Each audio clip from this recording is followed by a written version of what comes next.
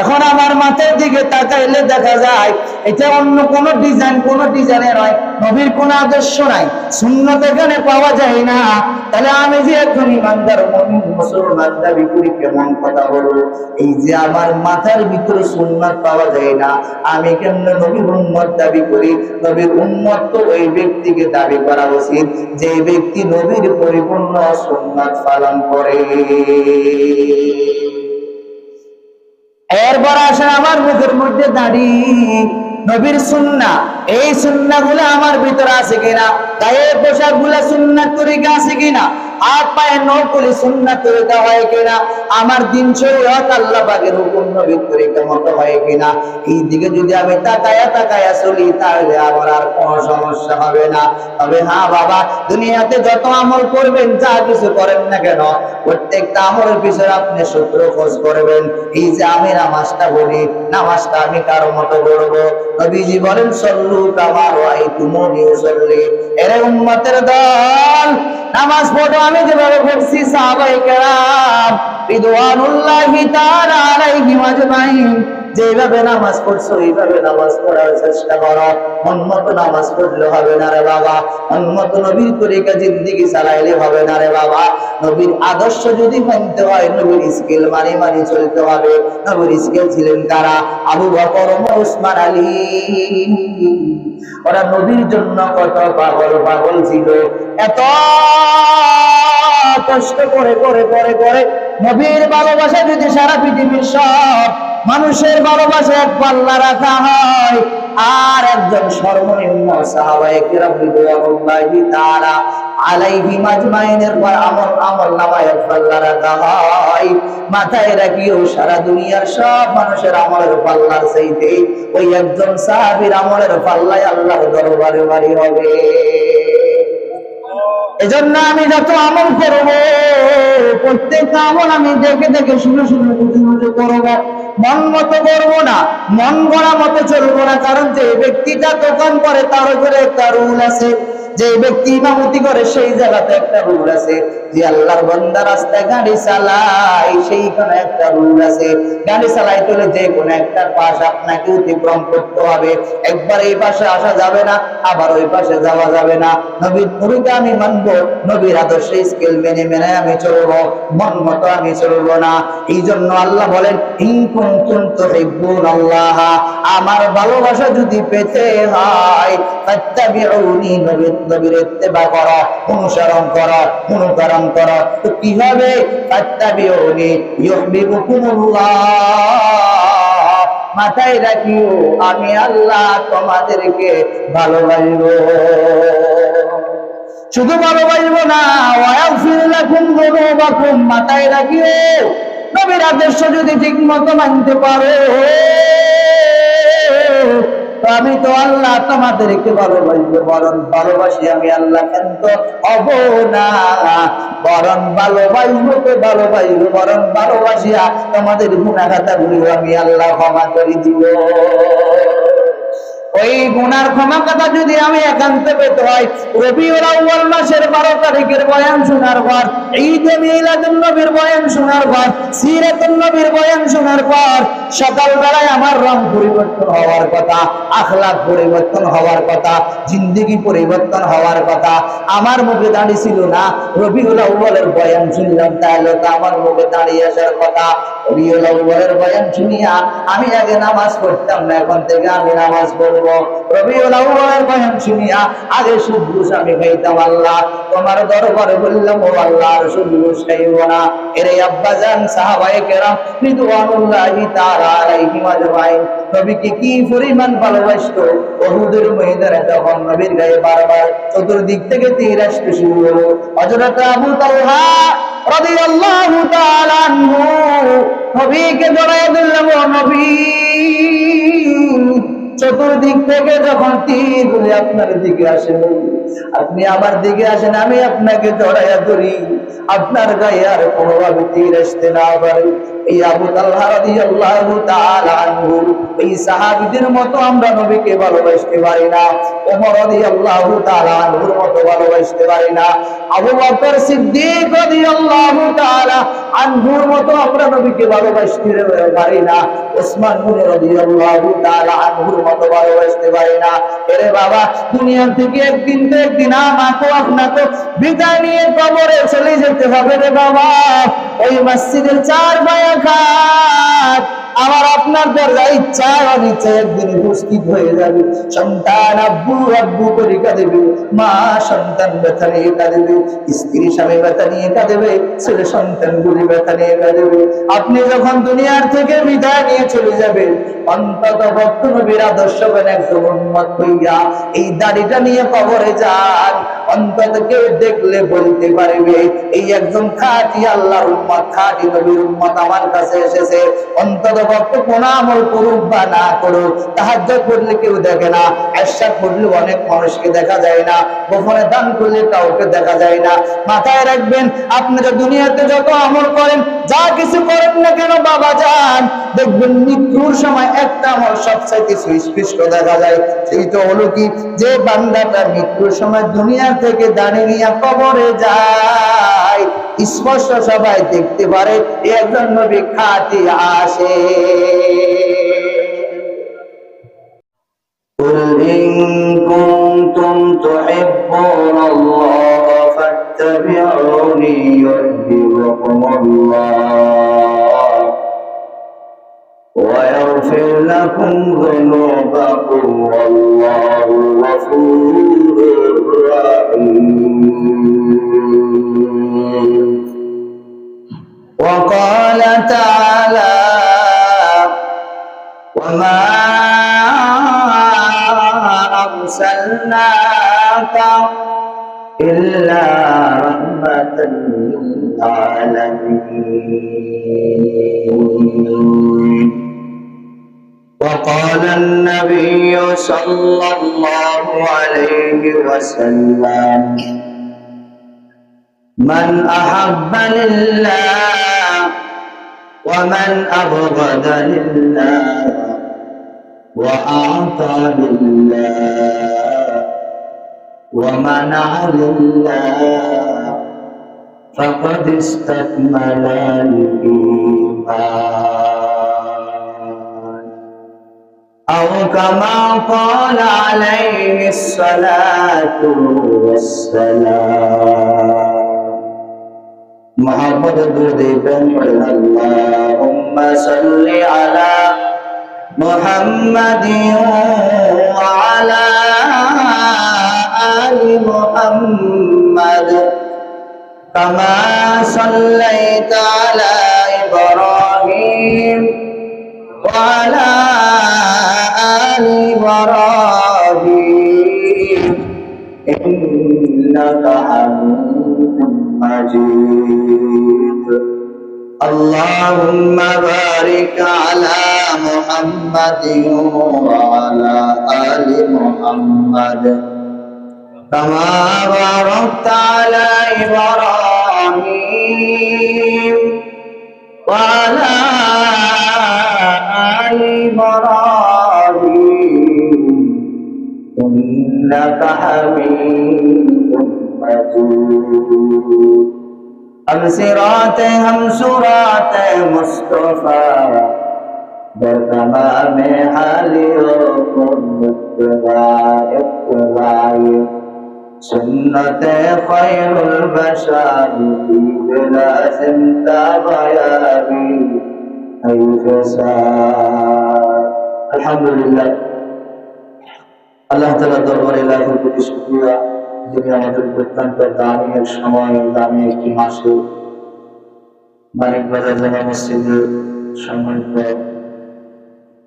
মুরব্বিদের আদেশ ক্রমে প্রদীপ সাহেবের আদেশে সুন্দর একটি প্রোগ্রাম আমাদেরকে করার তৌফিক দান করেছেন।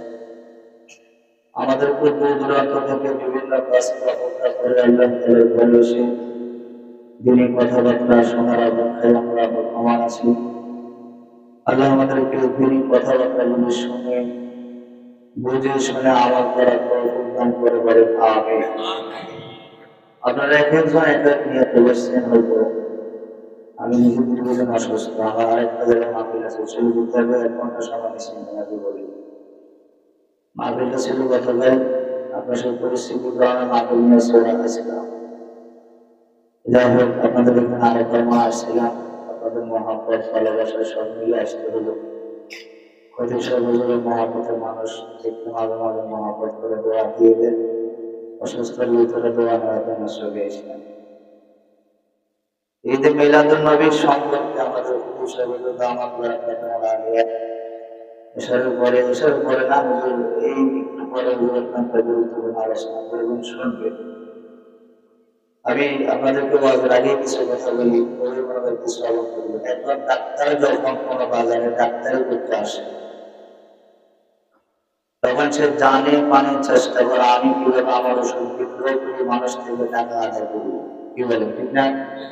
প্রত্যেকটা মানুষের মাকসাদ থাকে। আমি এখানে বসছি, উদ্দেশ্য হলো আপনারা দিনই কথাবার্তা শুনবেন, আমল করবেন, এটা আমাদের ফায়দা। আপনারা আমাদের 500 টাকা দিবেন, 1000 টাকা দিবেন, 2000 টাকা দিবেন, এটা দিবেন না দিবেন সেটা ভিন্ন কথা, কিন্তু ওয়াজ শুনে আমল না করলে তো কিছুই বলেন, কিছুই।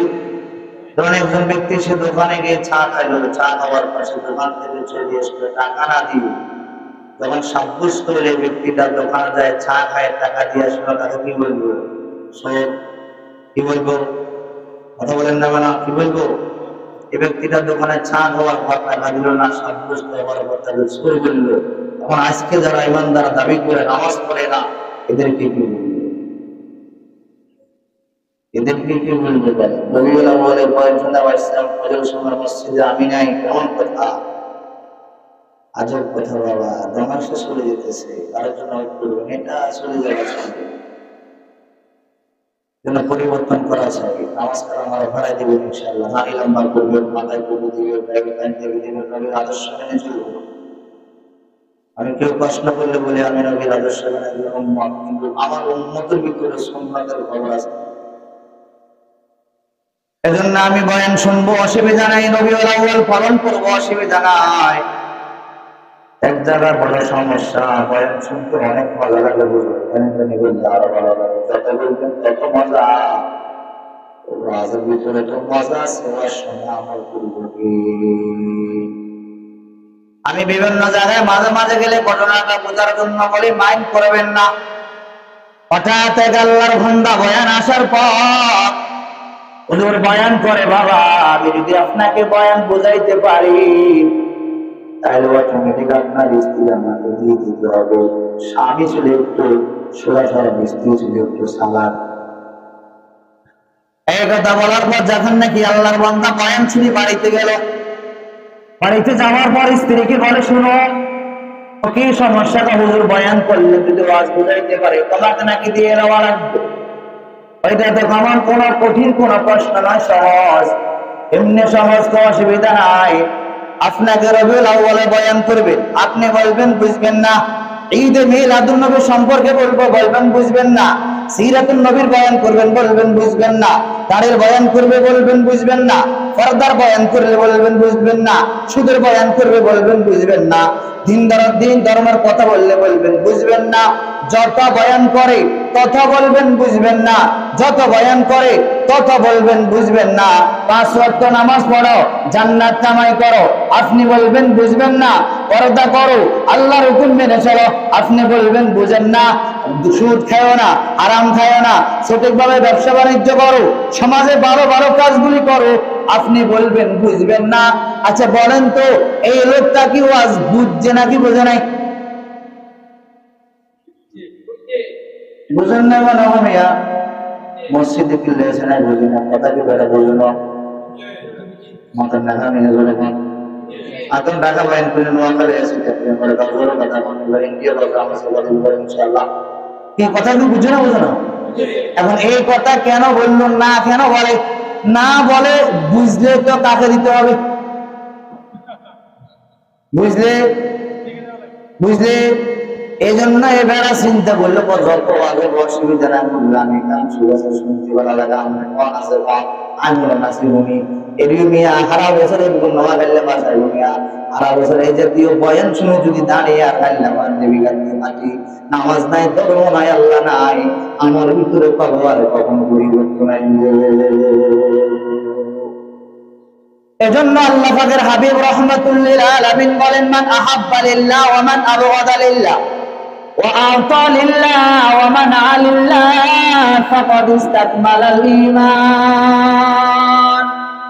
বিশ্বনবী রাহমাতুল লিল আলামিন বলেন আমার উম্মতের দল মান আহাব্বা লিল্লাহ ভালোবাসবে আল্লাহর জন্য ওয়া আবগাদা লিল্লাহ দুশমনী করবে আল্লাহর জন্য ওয়া আতা লিল্লাহ কিছু দিবা আল্লাহর জন্য ওয়া মানা লিল্লাহ নিষেধ করবা আল্লাহর জন্য ফাকাদ ইসতাকমালাল ঈমান জেনে নাও তুমি একজন ঈমানে কামেল। এখন আমরা ঈদে মিলাদুন নবী পালন করব কেন? নবী এই মাসে দুনিয়াতে আসছেন আবার সোমবার, এখন কিন্তু এবার সোমবার না, কারণ মাগরিবের নামাজের পর দিন পরিবর্তন হয়, রাতের 1টা বাজে ইংরেজি দিন পরিবর্তন হয়, আবার সকাল বেলা ইংরেজি বাংলাতে দিন পরিবর্তন হয়, তাহলে এখন হয়ে গেল মঙ্গলবার।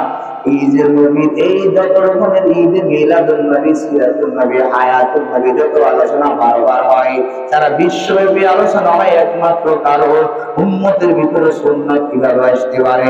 এর উম্মতের দল এই যে আমার মাথা থেকে পা পর্যন্ত সুন্নাত কই, আমার মাথার দিকে তাকাইলে একরকম লাগে, মুখের দিকে তাকাইলে আরেক রকম লাগে, পায়ের দিকে তাকাইলে আরেক রকম লাগে।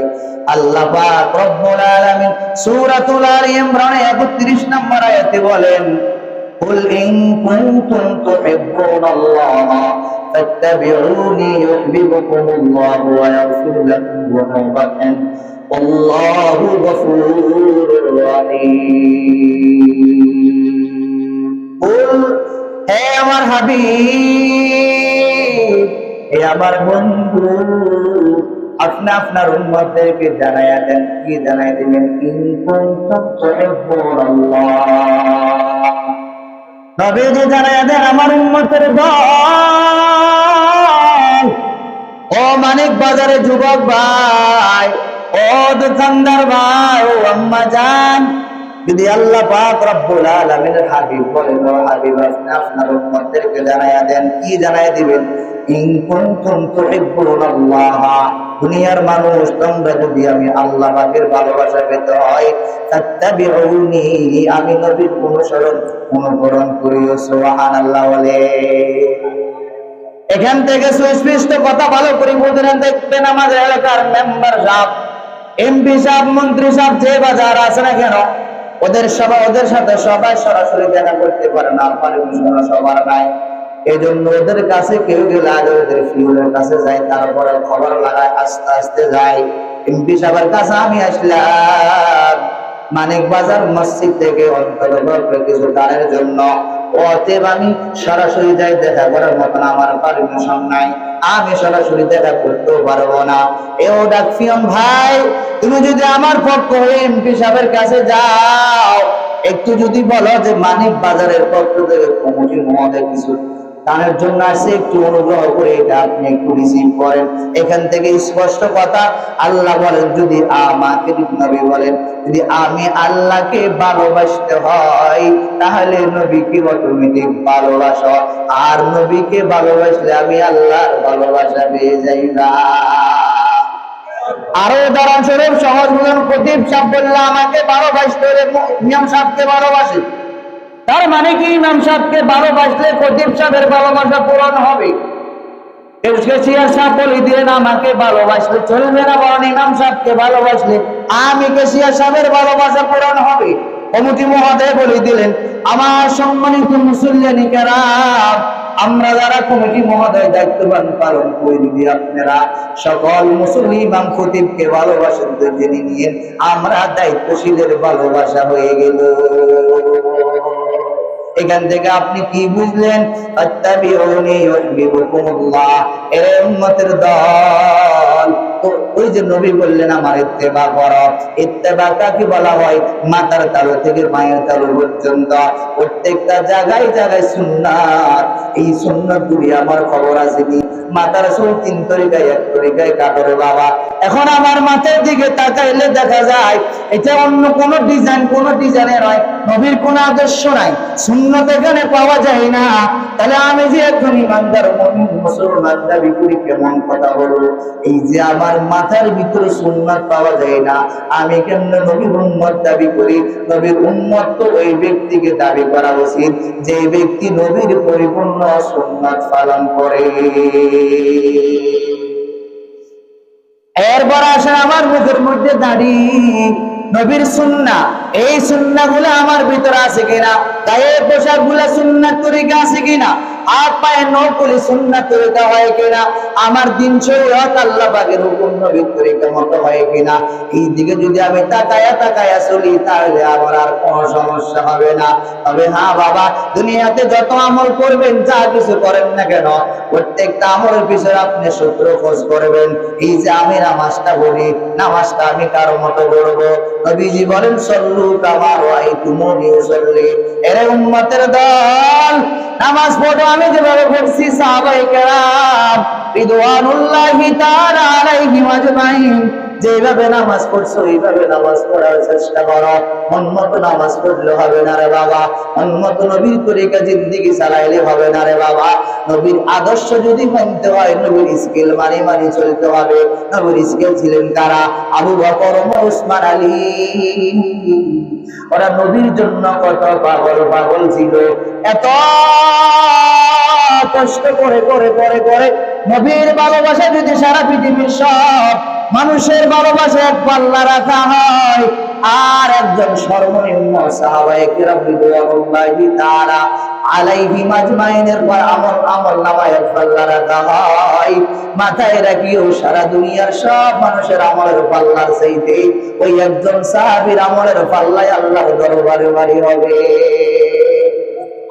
এজন্য আমি যত আমল করব, প্রত্যেকটা আমল আমি দেখে শুনে বুঝে করব, মন মতো করবো না, মন গড়া মতো চলবো না। কারণ যে ব্যক্তিটা দোকান করে তার উপরে একটা রুল আছে, যে ব্যক্তি ইমামতি করে সেই জায়গাতে একটা রুল আছে, যে আল্লাহর বান্দা রাস্তায় গাড়ি চালায় সেইখানে একটা রুল আছে।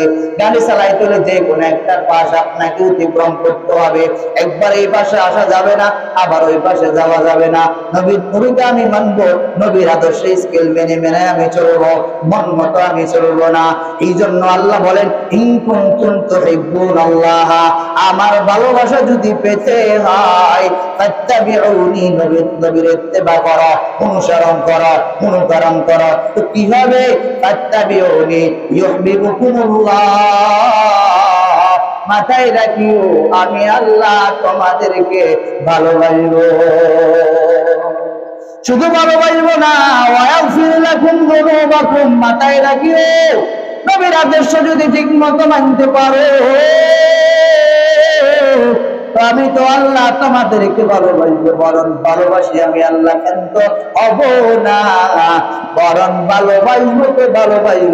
ভালোবাসিয়া তোমাদের গুনাহ খাতাগুলো আমি আল্লাহ ক্ষমা করে দিব। ওই গুনার ক্ষমা কথা যদি আমি একান্ত পেতে হয়, রবিউল আউয়াল মাসের 12 তারিখের বয়ান শোনার পর, ঈদে মিলাদুন নবীর বয়ান শোনার পর, সিরাতুন নবীর বয়ান শোনার পর, সকাল বেলায় আমার রং পরিবর্তন হওয়ার কথা, আখলাক পরিবর্তন হওয়ার কথা, জিন্দেগি পরিবর্তন হওয়ার কথা। আমার মুখে দাঁড়িয়ে ছিল না, রবিউল আউয়ালের বয়ান শুনলাম, তাহলে তো আমার মুখে দাঁড়িয়ে আসার কথা। রবিউল আউয়ালের বয়ান শুনিয়া আমি আগে নামাজ পড়তাম না, এখন থেকে আমি নামাজ পড়ব। রবিউল আউয়ালের বয়ান শুনিয়া আগে সুদ ঘুষ আমি খাইতাম, আল্লাহ তোমার দরবারে বললাম ও আল্লাহ আর সুদ ঘুষ খাইব না। এরে আব্বাজান সাহাবায়ে কেরাম রিদওয়ানুল্লাহি তাআলা আলাইহিম আজমাইন নবীকে কি পরিমাণ ভালোবাসতো। উহুদের ময়দানে তখন নবীর গায়ে বারবার চতুর্দিক থেকে তীর আসতে শুরু হলো। হযরত আবু তালহা রাদিয়াল্লাহু তাআলা আনহু নবীকে জড়ায় ধরলেন, ও নবী, চতুর্দিক থেকে যখন তীরগুলি আপনার দিকে আসে, আপনি আমার দিকে আসেন, আমি আপনাকে জড়াইয়া ধরি, আপনার গায়ে আর কোনোভাবে তীর আসতে না পারে। এই আবু তালহা রাদিয়াল্লাহু তাআলা আনহু এই সাহাবীদের মতো আমরা নবীকে ভালোবাসতে পারি না, ওমর রাদিয়াল্লাহু তাআলা আনহুর মতো ভালোবাসতে পারি না, আবু বকর সিদ্দিক রাদিয়াল্লাহু তাআলা আনহুর মতো আমরা নবীকে ভালোবাসতে পারি না, ওসমান গনি রাদিয়াল্লাহু তাআলা আনহুর মতো ভালোবাসতে পারি না।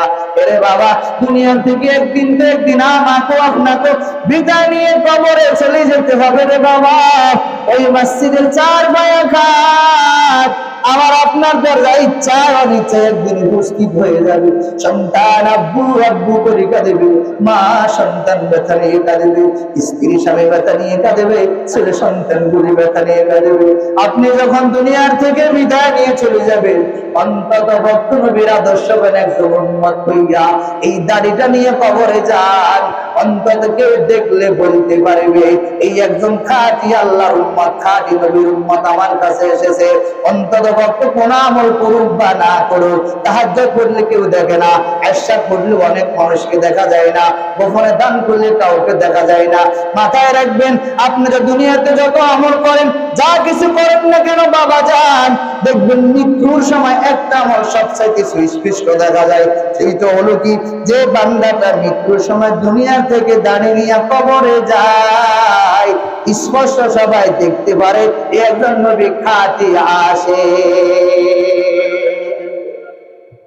এই জন্য যতটুকু করেন, যতটুকু পারেন অন্তত পক্ষে দাঁড়িয়ে রাখার চেষ্টা করেন। দাঁড়িয়ে যখন রাখবেন, গুনাহ থেকে আস্তে আস্তে হেফাজত হবেন। মাথায় টুপি দেওয়ার অভ্যস্ত করেন, হাত পায়ের নখগুলো সুন্নত তরিকা কাটার চেষ্টা করেন, নবীর ভালোবাসাকে আস্তে আস্তে ক্লিয়ার করার চেষ্টা করেন। আমি যদি আমার মন মতো দোকানদারি করি, কেউ আমার দোকানে কোনো কাস্টমার কখনো আসবে না। কারণ আমি যদি আমার মন মতো ডাক্তারি করি চলবে না, কারণ ডাক্তারি করতে হবে রোগীর প্রেসক্রিপশন বুঝিয়া, রোগীর অবস্থা বুঝিয়া ডাক্তারি করতে হবে। ইমাম সাহেব নামাজ পড়ায়, মুসল্লির হালত বুঝিয়া নামাজ পড়াইতে হবে। কারণ এই হালত যখন যে বুঝবে না, তার ভিতরে ওই পরিমাণ ক্যাপাসিটি নাই। এই জন্য আমি আমাকে রঙিন বানাইবো নবীর আদর্শ দিয়া, আমি আমাকে পরিবর্তন করবো নবীর আদর্শ দিয়া। ও আল্লাহ, তুমি আমাকে নবীর খাঁটি উম্মত বানাইয়া দাও, খাঁটি উম্মত বানাইয়া দুনিয়া থেকে যাওয়ার তৌফিক দান করো। ও আল্লাহ, আমাদেরকে ভালো ভালো কাজগুলি করার তৌফিক দান করো।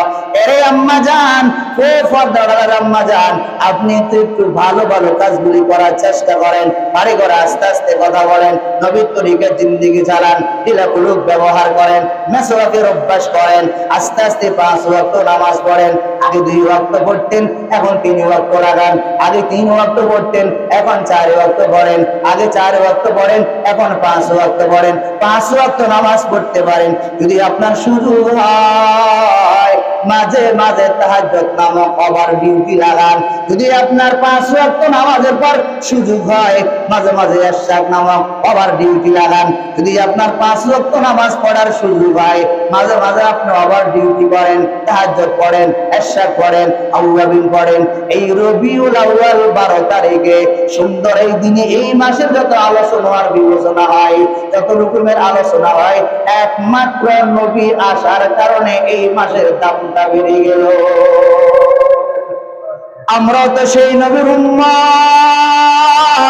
এখন আমার দিকে তাকান তো, তাহলে আমার সুন্নাত কোথায়? এইটা তো সবাই নির্দ্বিধায় নিশ্চিন্তায় বলে, একদিন আমাকেও কবরে যেতে হবে। বলেন তো, বলেননি মিয়া, বলেননি? পড়ার সময় কি দাও বলেন? বিসমিল্লাহি ওয়ালা, কি বাবা বলেন না মিয়া, কি বলেন? মাইয়ে যখন কবরে রাখেন কি বলেন? বিসমিল্লাহি ওয়ালা মিল্লাতি। মানে কি, আমি তো আমার নবীর সুন্নাত তরিকায় কবরে রাখলাম। এই জায়গা থেকে আব্বা জান একটু বলেন তো, এই যে আপনি এই কথাটা কবরে রেখে রেখে বললেন, আমি তো আমাদের সুন্নাত তরিকায় কবরে রাখি। দুনিয়াতে এত বয়ান শুনলেন, ইমাম সাহেব, খতিব সাহেব, কারি সাহেব, মুয়াজ্জিন সাহেব, হাফেজ সাহেবের আবদ, তারা কত বয়ান করলো, কত মাইকে ওয়াজ শুনলেন, বিভিন্ন জায়গা গেলেন। এত বয়ান শোনার পর আপনার মুখে দাঁড়িয়ে আসে না। এত বয়ান শোনার পর আপনার ব্যবসা বাণিজ্যের ভিতরে বরকত ঢুকে না। এত বয়ান শোনার পর আপনার ঘরের ভিতরে নবীর কোনো আদর্শ নাই। এত বয়ান শোনার পর আপনার 70 বছর বয়স হয়ে গেল, এখন আপনার মুখ থেকে আমি ব্যারাজটা পরিবর্তন মেসওয়াক দিতে পারি না। 80 বছর বয়স হয়ে গেল, মাথার চুল সাদা হয়ে গেল, এখনো মুখের দাড়ি আপনার দেখা যায় না। এই আব্বাজান বলেন তো, আর কবে দাড়ি রাখবেন আপনার? আর সময় করি। এই যে অনেক মানুষ বলে মারা গেল, বেঁচে গেল, না না না, দুনিয়ার এই জগতে কেউ নামাজ পড়লে কেউ কিছু বলে না, না পড়লো কেউ কিছু করে না, নবীর আদর্শ মানলো কিছু বলে না, না মানলো কিছু বলে না। তবে মাথায় রাখেন, আমি ইমাম সাহেব, আপনি মুসল্লি, আমি ডাক্তার, আপনি রুগী, এতে কোনো ভেদাভেদ দুনিয়ার মানুষের কাছে হতে পারে। আমি ইমাম সাহেব, বক্তা সাহেব, বড় হুজুর, ছোট হুজুর, খতিব সাহেব, বিভিন্ন জায়গায় ওয়াজ মাহফিল করি, দুনিয়ার সার্টিফিকেট হতে পারে রে বাবা। অবরস্তরে যখন মানুষ ইন্তেকাল করে, আর খতিব সাহেব বলে না, ইমাম সাহেব বলে না, ডাক্তার সাহেব বলে না, এমপি সাহেব বলে না, বলে ওই ব্যক্তিটা মৃত্যুবরণ করেছিলাম। ওই সময় আসার আগে আমাকে পরিবর্তন করা চাই। ও মানিক বাজারের আব্বাজান, ও যুবক ভাই, কবার পরিবর্তন হইবেন? এখনো তো কত মানুষ খতিব সাহেব মাগরিবের আগে বলে দিলেন। ও আমার সম্মানিত মুসল্লিয়ানি কারাম, আজ গুরুত্বপূর্ণ দিন, ঈদে মিলাদুন নবী নিয়ে আমরা কথা বলবো, নবীর জন্ম বৃত্তান্ত নিয়ে কথা বলবো। নবী দুনিয়াতে আগমন করেছেন, হায় হায়, নবীর আদর্শ বায়া বায়া আসমান সুন্দর হয়ে গেল, জমিন সুন্দর হয়ে গেল, কুল কায়নাত সব নবীর জন্য সৃষ্টি করা হলো। আল্লাহ পাক রব্বুল আলামিন বলেন, ওমা আরসালনাকা ইল্লা রাহমাতাল লিল আলামিন। আল্লাহ পাক রব্বুল আলামিন এক এক নবীকে এক এক জায়গার জন্য নির্দিষ্ট করে প্রেরণ করেছেন। যেমন ধরেন আমাদের এলাকার এক একজন মেম্বার এক এক ওয়ার্ডে কাজ করে, এক একজন মেম্বার এক এক ওয়ার্ডে কাজ করে, এক একজন এক এক জায়গায় বিশেষ কাজ করে, এক একজন নবীকে এক এক জায়গার জন্য পাঠাইছেন। আল্লাহ পাক রব্বুল আলামিন বলেন, হাবিব, আমি আপনাকে সারা বিশ্ব জগতের জন্য রহমত হিসেবে প্রেরণ করেছি। সুবহানাল্লাহ। এখান থেকে স্পষ্ট, নবী সবার জন্য রহমত। ওই রহমত যদি আমি আপনি না পাই, আমার কপাল বড় খারাপ। বৃষ্টি সব জায়গাতে পড়ে, আপনার বাড়িতে বৃষ্টি না হইলে আপনি বুঝতে হবে এখানে কোনো সমস্যা আছে। ওয়াজ কিন্তু সবার জন্য সমান করা হয়। অন্যায় করলে ইমাম সাহেব বাঁচতে পারবে না, অন্যায় করলে খতিব সাহেব বাঁচার কোনো কারণ নাই, কারণ কবরস্থানে কারোর জন্য কোনো মাপকাঠি নাই, সবার জন্য সমান। দুনিয়ার মুখে কেউ এক একজন এক এক সার্টিফিকেট দিয়ে চলাফেরা করে, কবরস্থানে কোনো কারো কোনো সার্টিফিকেট নাই, সেইখানে একটা মাত্র সার্টিফিকেট, ইন্নাল্লাযীনা আমানু ওয়া আমিলুস সালিহাত লাহুম জান্নাতুন তাজরি মিন তাহতিহাল আনহার খালিদিনা ফিহা আবাদা। ওরে ইমানদারেরা, ঈমান আনার পর ভালো ভালো কাজগুলি করা, আমলে সালেহ করা। এই আমলে সালেহ যে করবা, এইখানে নবীর আদর্শ আছে না নাই? নামাজের কথা কোরআন শরীফে আছে তো ঠিক, কিন্তু নামাজ কেমনে পড়বে না এই কথা আছে কোথায়? হাদিসের মধ্যে নবী বলেন, সাল্লু কামা রাআইতুমুনি উসাল্লি। নামাজ যে আল্লাহ পাক রব্বুল আলামিন কোরআনের ভিতরে নামাজের কথা বলছেন, নামাজের প্র্যাকটিক্যাল আমি নবী আদর্শ শিখিয়ে দিলাম। এখান থেকে নামাজটা এইভাবে পড়বা, এইভাবে দাঁড়াইবা, সুন্দর করে ওযু করিবা, নামাজ কালাম ঠিক মতো আদা করিবা, তাসবিহ তাহলিল গুলো করিবা। আদর্শ যদি মেনে মেনে চলতে পারো, দুনিয়ার জীবন শান্তি নয়, বরং কবরস্থলে জান্নাত তোমার জন্য অবধারিত। জন্য আমি যত বয়ান শুনি বাবা, বয়ান শোনার মাকসাদ হলো এক জায়গা, এক একজন এক এক নিয়ত নিয়ে বসছেন। যদি সবাই এই নিয়ত নিয়ে বসেন, আজ থেকে নিয়ত করব ইনশাআল্লাহ তাআলা আর আমি নামাজ ছাড়বো না, দেখবেন এই সমাজে শুধু এই মসজিদ না, সম্ভবত আজ আমি ফজরের সময় মুসল্লিদেরকে বললাম, যদি আজ প্রত্যেক ঘর থেকে, সমাজ থেকে, প্রত্যেক সমাজের মানুষ, ঘরের মানুষ এক একজন করে নামাজ পড়ে, আল্লাহর কসম খেয়ে বললাম, সমাজে এরকম আর কয়েকটা মসজিদ লাগবে কি লাগবে না? এখন একটা তদারকি নাই, আর বলি কি করবো, কারণ একটা তো ভরপুর হয় না। ফজরের সময় মুসল্লি 2 জন, আসরের সময় মুসল্লি 8 জন, মাগরিবের সময় মুসল্লি 15 জন, এশারের সময় মুসল্লি 7 জন, জোহরের সময় মুসল্লি 9 জন। এই যদি অবস্থা হয়, এত সুন্দর ইন্তজাম করা হলো, কমিটি মহোদয় কত কষ্ট করে বিভিন্ন জিনিস ইন্তজাম করেন কেন? মুসল্লিরা নামাজ পড়িয়া দুনিয়ার জীবন শান্তি করব। মিফতাহুল জান্নাতি সালাহ ওয়া মিফতাহুস সালাতি নামাজ বেহেশতের চাবি, আরে নামাজ দিয়া জান্নাত কামাই করো। আবু লাহাব যখন নাকি সংবাদ পেল, আবু লাহাবের কথা যখন পাইল, ওই আব্দুল্লাহর ঘরে একজন সন্তান আসলো, এই কথা আবু লাহাব পাওয়ার পর খুশি হইয়া সুহাইবা নামক বাদীকে যখন নাকি আজাদ করে দিল, আজাদ করে দেওয়ার পর যখন নাকি আবু লাহাব যখন মৃত্যুবরণ করলো, মৃত্যুবরণ করার পর হযরত আব্বাস রাদিয়াল্লাহু তাআলা আনহু হঠাৎ একদিন স্বপ্নে দেখেন, এই বলেন, ও আবু লাহাব তোমার কি খবর? আবু লাহাব বলে, ও আমার তেমন কোনো খবর নাই, আমি বড় কষ্টের ভিতরে আছি। তবে ওই দিন শান্তি পাই যে সোমবারে নবী দুনিয়াতে এসেছিলেন, আসার পর আমার বাদী যখন বলছিলেন আব্দুল্লাহর ঘরে একজন সন্তান আসছে, এই কথা শুনে যখন যে 2 আঙ্গুল ইশারা দিলাম, ইশারা দেওয়ার পর ওই 2টি আঙ্গুল যখন মুখের ভিতরে নি, তখন মোটামুটি কিছু আমি শান্তি পাই। আরে আব্বা জান, এখান থেকে আপনি কি শিখলেন? আবু লাহাব একজন কাফির হওয়ার পর, এই নবীর সুসংবাদ দেওয়ার পর যদি সোমবারে যখন নাকি ওই 2টি মসজিদে আঙ্গুল মুখে নাই, একটুখানি যখন আসে বলা আমি শান্তি পাই।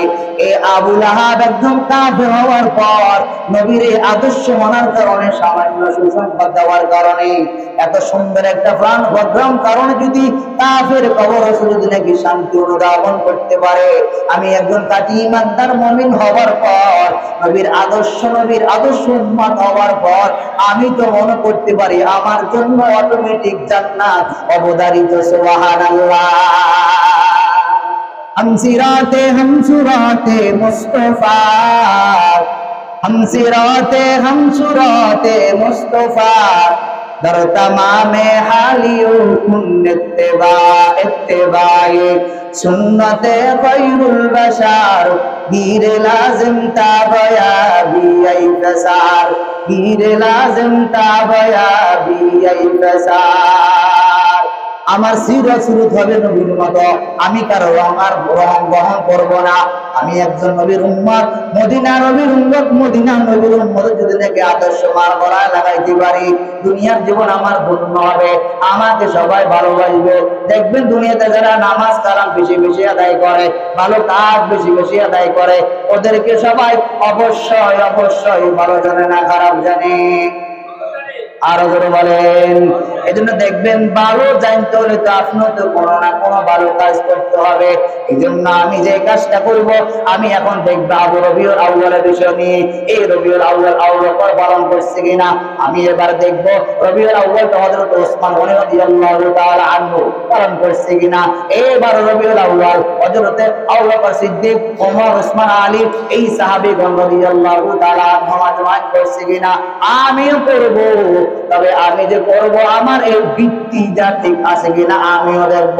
এজন্য রবিউল আউয়াল বিষয় নিয়ে, নবী সিরাত সুরত নিয়ে রবিউল আউয়াল ঈদ মিলাদুন নবী নিয়ে শুধু আজকের আলোচনা নয়, বরং নবীর আলোচনা সারা বছর প্রত্যেকটা সেকেন্ডে মিনিটে ঘন্টায় বছরকে বছর দিনকে দিন চলতে থাকবো।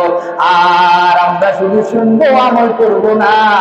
এই জাতীয় আমল শুনলে আমার জন্য কোনো লাভ হবে না। ও আল্লাহ আমাদেরকে সঠিক কথা বুঝার তৌফিক দান করেন।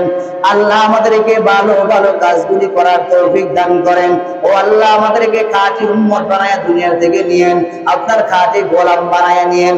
আমার 2টি পরিচয়, কেউ আমাকে প্রশ্ন করে আমি আল্লাহর গোলাম, নবীর উম্মত। আমার আলোচনা শেষ হতে গভীর মনোযোগ দিয়ে শ্রবণ করেন। আমাকে কেউ প্রশ্ন করে আমি আল্লাহর গোলাম, এখান থেকে সুস্পষ্ট কথা হলো, তো আমি যে আল্লাহর গোলাম, এই যে আমি গোলামি দাবি করি, আমার গোলামিটা আজান দেওয়ার পর আমাকে আর পাওয়া যায় না, তাহলে আমি আল্লাহর গোলামি দাবি করলাম কিভাবে? এই যে আমি আবার দাবি করি আমি নবীর উম্মত, এই জায়গায় আসেন, এই যে আমার মিলাদুন নবী সিরাতুন নবী, এই যে আমাকে কেউ প্রশ্ন করে আমি নবীর উম্মত, এইখান থেকে আমার শিক্ষণীয় বিষয় হলো আমার সুন্নাত উম্মত আমি দাবি করব, সুন্নত আমি পালন করব, গোলাম আমি দাবি করব, গোলামিত্ব আমি প্রকাশ করব, তাহলে তো আমি বাস্তবে একজন আসলে খাঁটি উম্মত, খাঁটি আমি আসে, খাঁটি আমি একজন আল্লাহর বান্দা, খাঁটি একজন নবীর উম্মত। এই জন্য বাবা আজকের আলোচনা থেকে আপনি যতটুকু পারেন শিক্ষা গ্রহণ করবেন। ঈদ মিলাদুন নবী, ঈদ মানে মিলাদ মানে জন্ম, মিলাদুন নবী মানে নবীর জন্ম। নবীর জন্ম কেন্দ্র করি আসমান জমিন সব একবারে সবাই পাগল পাগল পাগল এই নবীর কারণে। আজকে আমি সৃষ্টি হলাম নবীর কারণে, পরিমাণে সব সৃষ্টি হলো। হযরত আব্বাজান আদম আলাইহিস সালাতু ওয়াস সালামকে যখন নাকি জান্নাতের গেটে গেটে নিলেন, জান্নাতের গেটে গেলে যখন আব্বাজান আদম আলাইহিস সালাতু ওয়াস সালাম গেলেন, প্রত্যেকটা জান্নাতের গেটে গেলে লেখা লা ইলাহা ইল্লাল্লাহ মুহাম্মাদুর রাসূলুল্লাহ। হঠাৎ করে প্রশ্ন করা হলো, এ আব্দুল্লাহ, এই জায়গার ভিতরে মাঝে মাঝে গেটে গেটে এগুলি কার নাম? আর তুমি বলা হলো, এ আদম আলাইহিস সালাম, তোমাকে তোমার 40 বছর আগে মুহাম্মদুর রাসূলুল্লাহ সাল্লাল্লাহু আলাইহি ওয়াসাল্লামকে আমি আল্লাহ সৃষ্টি করে রেখেছি। এজন্য বলে অনেক আল্লাহর বন্ধু বলেন, এই জন্য আমি যতটুকু পারি যতটুকু সম্ভব ভালো ভালো কাজগুলি করব। আল্লাহ পাক রব্বুল আলামিন যা বললাম আর শুনলাম আমাদেরকে সঠিক কথাগুলির উপর আমল করার তৌফিক দান করেন।